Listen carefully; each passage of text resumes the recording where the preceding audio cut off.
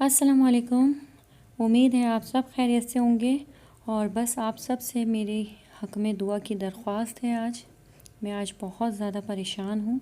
उसकी वजह ये है, बेटा नहीं करो, आप लोगों की काट लेगी।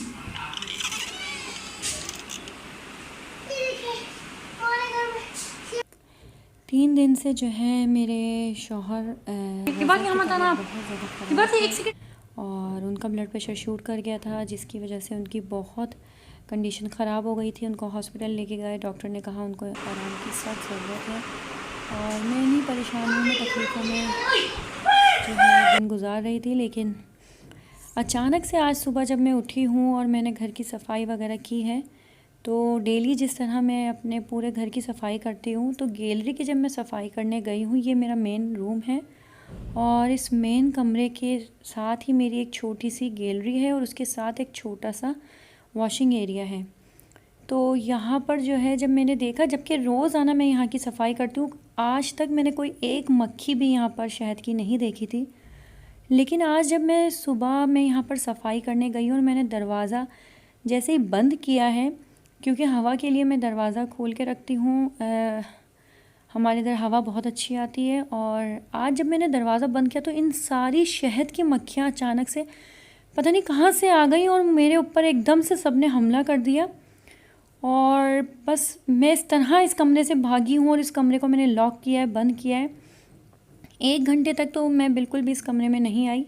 उसके बाद जब ये दोबारा से जाके दरवाज़े पे सारी मक्खियाँ बैठ गईं, तो क्योंकि जब एकदम मैंने जब दरवाज़ा खोला था तो ये सारी मक्खियाँ जो है कमरे में आ गई थी। फिर ये जब जाके दोबारा से बैठ गई, तो मैं जब इस रूम में गई हूँ देखने के लिए, तब ये मैंने वीडियो शूट की है और मैं बहुत परेशान हूँ। मुझे मेरे शौहर तो ये कह रहे हैं कि शहद की मक्खी का घर में होना बहुत अच्छा होता है।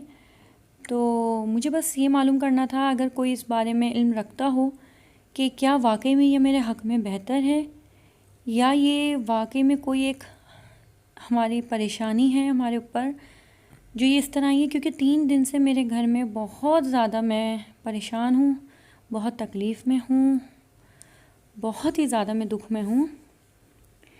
क्योंकि मेरे शौहर की बहुत तबीयत ख़राब हुई, अल्लाह ने उनको दूसरी ज़िंदगी दी। लेकिन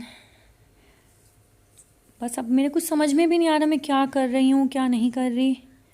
और ये वीडियो भी मैंने बनाई तो मेरा ये था कि क्यों बना रही हूँ, क्यों, कुछ भी मेरे इस वक्त समझ में नहीं आ रहा। बिल्कुल एक तरीके से मेरा दिमाग जो है ख़त्म हो चुका है। यहाँ तक कि ये बात मैंने अभी तक अपनी अम्मी को भी फ़ोन करके नहीं करी, क्योंकि पता नहीं क्यों मेरा दिल ही नहीं हो रहा कि किसी से भी फ़ोन पे बात करूँ।